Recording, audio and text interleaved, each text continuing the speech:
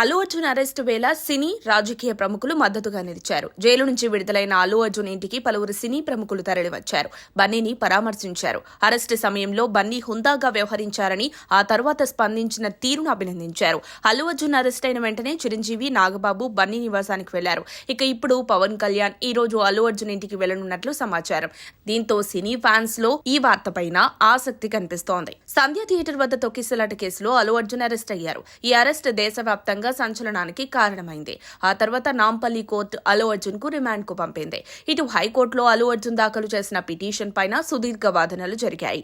ఇక అల్లు అర్జున్ కు బెయిల్ దక్కింది. కానీ విడుదల ప్రాసెస్ ఆలస్యం కావడంతో అల్లు అర్జున్ దాదాపు 13 గంటలు జైల్లోనే ఉండాల్సి వచ్చింది.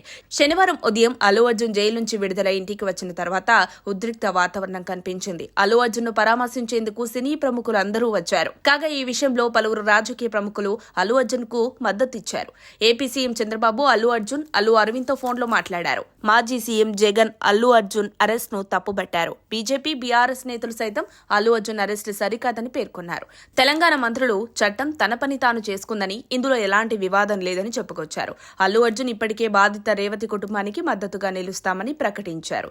ఆసుపత్రిలో చికిత్స పొందుతున్న రేవతి కుమారుడిని పరామర్శిస్తానని వెల్లడించారు. పుష్ప మూవీ మేకర్స్ ఆసుపత్రిలో తేజాను పరామర్శించారు. ఇక పవన్ కళ్యాణ్ కూడా అల్లు అర్జున్ ని పరామర్శిస్తారనే వార్తలు వచ్చాయి. సంధ్య థియేటర్ ఘటన, అరెస్టు గురించి బన్నీ టీంని అడిగి వివరాలు తెలుసుకోనున్నారు. అల్లు అర్జున్ ఎన్నికల సమయంలో నంద్యాలలో శిల్పారవి ఇంటికి వెళ్లడం, తరువాతి పరిణామాలతో మెగా ఫ్యాన్స్ కొందరు అల్లు అర్జున్ పైన ఆగ్రహంతో ఉన్నారు. పుష్ప 2 విడుదల సమయంలోనూ సోషల్ మీడియా వేదికగా ఈ గ్యాప్ స్పష్టంగా కనిపించింది. అల్లు అర్జున్ అరెస్టు పైన పవన్ ఇప్పటి వరకు ఓపెన్ గా ఎలాంటి స్పందన వ్యక్తం చేయలేదు. ఇప్పుడు అల్లు అర్జున్ ఇంటికి వెళ్తారనే ప్రచారం పైన ఉత్కంఠ కొనసాగుతోంది.